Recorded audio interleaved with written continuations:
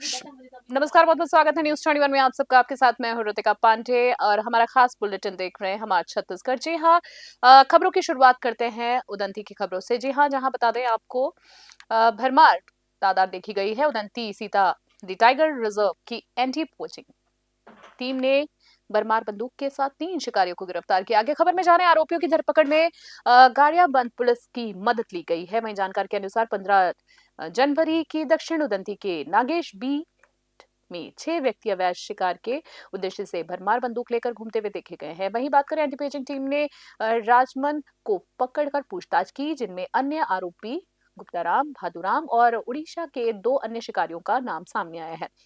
16 जनवरी को गोगाझरी नाले में 3 जंगली सुअर पानी पीने आए थे। तब गुप्ताराम ने भरमार बंदूक से गोली चलाकर एक सुअर का शिकार किया और उसे प्लास्टिक बोरी में भरकर गांव ले गए। बाद में सभी आरोपियों ने मांस का हिस्सा बांटा। 20 जनवरी को गुप्ताराम के घर से भरपूर बंधक, जंगली सुअर का मांस, भालू का पंजा और अवैध उपकरण बरामद हुए हैं। भादुराम के घर से फंदे और छुरी मिली है। वन विभाग ने आरोपियों के खिलाफ वन्यजीव संरक्षण अधिनियम और आर्म्स एक्ट में एफआईआर दर्ज कराई, जबकि 2017 में आरोपी शिकार के आरोप में जेल जा चुका है। उदंती से थरुण निषाद की स्पेशल रिपोर्ट देख रहे हैं।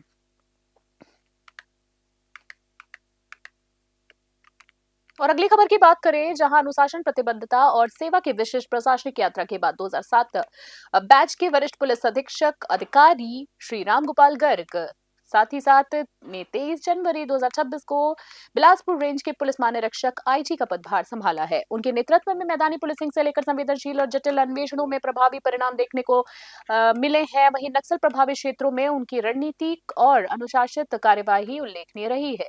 सीबीआई में प्रतिनियुक्ति के दौरान राष्ट्रीय महत्व के मामलों में उन्होंने निष्पक्ष और साक्ष्य आधारित जांच की है। उन्होंने अपराध नियंत्रण और चोरी वाहन पहचानने के लिए सशक्त ऐप जैसे डिजिटल पहल को लागू किया है। एसएसपी बिलासपुर सहित सभी पुलिस अधिकारियों ने उनका गरिमामय स्वागत किया है। कानून व्यवस्था और जन सुरक्षा को सर्वोच्च प्राथमिकता देकर बिलासपुर रेंज को नई दिशा देंगे। बिलासपुर से ब्यूरो रिपोर्ट।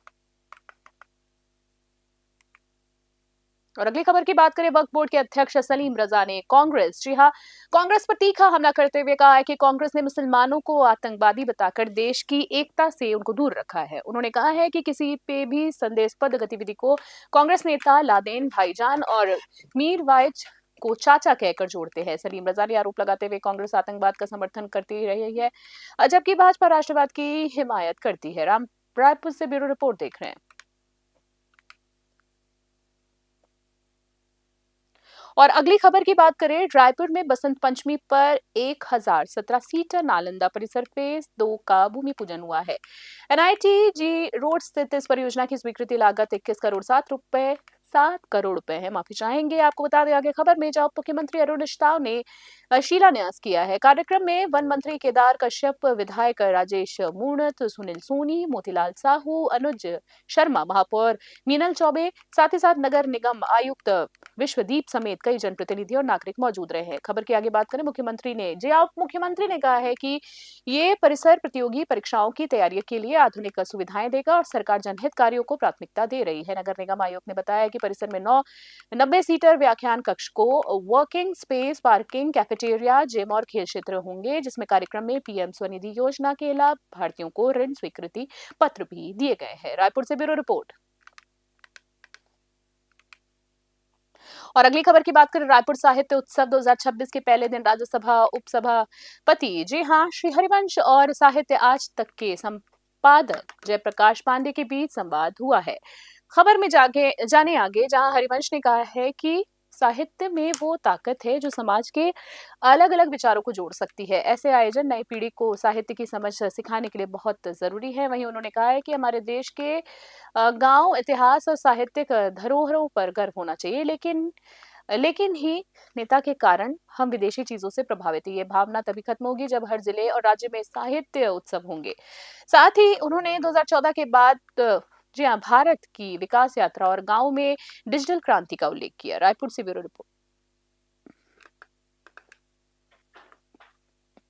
अगली खबर की बात करें, मुंबई में संसद की रसायन एवं उर्वरक जी हाँ, स्थायी समिति की बैठक में सांसद ब्रजमोहन अग्रवाल ने छत्तीसगढ़ में उर्वरक और रसायन निवेश की संभावना पर जोर दिया। बैठक में उर्वरक विभाग, एनएफएल एन और साथ ही साथ आरसीएफ, एचयूआरएल, एफसीओ और केआरआईपीएचसीओ जैसे संगठनों के वरिष्ठ अधिकारी भी मौजूद रहे हैं। अग्रवाल ने कहा है कि छत्तीसगढ़ में कच्चे माल, बेहतर लॉजिस्टिक्स और कृषि प्रधान स्वरूप के कारण नई उर्वरक इकाइयों के लिए अनुकूल माहौल है। किसानों जी हाँ, इससे किसानों का समय और उर्वरक उपलब्ध होगा, रोजगार सृजन होगा और औद्योगिक विकास को बल मिलेगा। साथ ही पेट्रोकेमिकल निवेश पर भी चर्चा हुई है, जिसमें राज्य के दीर्घकालिक लाभ की संभावनाएं बढ़ गई है। रायपुर से ब्यूरो रिपोर्ट।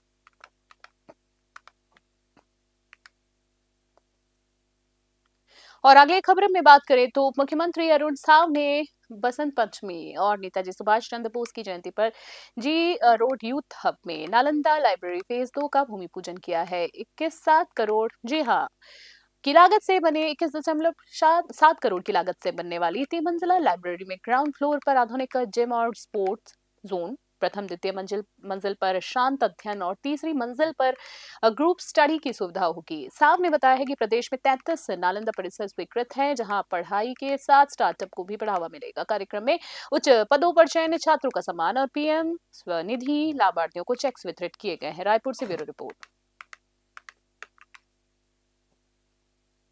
26 जनवरी गणतंत्र दिवस समारोह की फायर रिहर्सल की जी हाँ, फाइनल रिहर्सल के 24 जनवरी को हाई सेकेंडरी स्कूल खेल मैदान में हुई है। जवानों और स्कूली छात्र छात्राओं ने उत्साहपूर्वक मार्च पास्ट किया है। कलेक्टर दिवेश कुमार ध्रुव और पुलिस अधीक्षक गौरव राय ने ध्वजारोहण कर परेड की सलामी ली और परेड कमांडरों के परिचय जी हाँ परिचय लिया है। छात्र छात्राओं ने देशभक्ति और छत्तीसगढ़ी गीतों पर सांस्कृतिक कार्यक्रम भी प्रस्तुत किया। वहीं कलेक्टर ने मुख्य समारोह तैयारियों का जायजा लिया और अधिकारियों को दिशा निर्देश दिए। 26 जनवरी को मंत्री गजेंद्र यादव ध्वजारोहण करेंगे, जबकि CRPF, police, NCC, scout guard सहित कई दल मार्च पास्ट करेंगे। दंतेवाड़ा से ब्यूरो रिपोर्ट।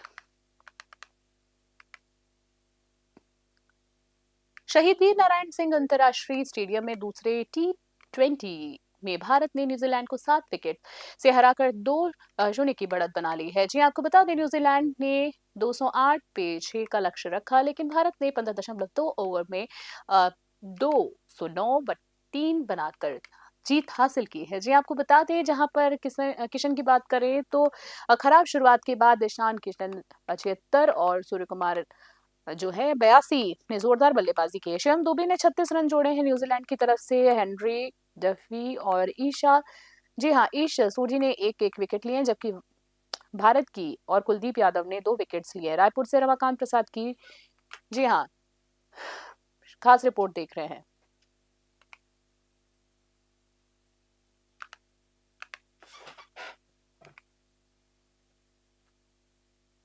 समाजसेवी बसंत अग्रवाल ने मीडिया और सोशल मीडिया में चल रही खबरों पर पुरजोर जोर दिया है। जी आपको बता दें,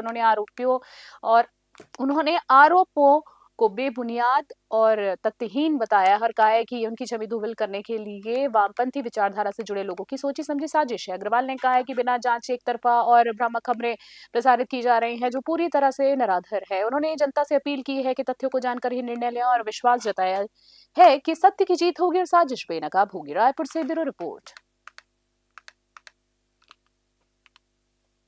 राजधानी रायपुर में 26 जनवरी को होने वाले गणतंत्र दिवस समारोह की तैयारियां पूरी कर ली गई हैं। वहीं पुलिस परेड ग्राउंड में आयोजित फुल ड्रेस फाइनल रिहर्सल में march past, guard of honour, पदक साथ ही सांस्कृतिक कार्यक्रमों की भव्य झलक देखने को मिली है। रिहर्सल मिनट टू मिनट कार्यक्रम के अनुसार संपन्न हुई है। वहीं समारोह में राज्यपाल श्री रमेन डे का ध्वजारोहण करेंगे। जी आपको बता दें, वरिष्ठ अधिकारी रिहर्सल में उपस्थित रहेंगे।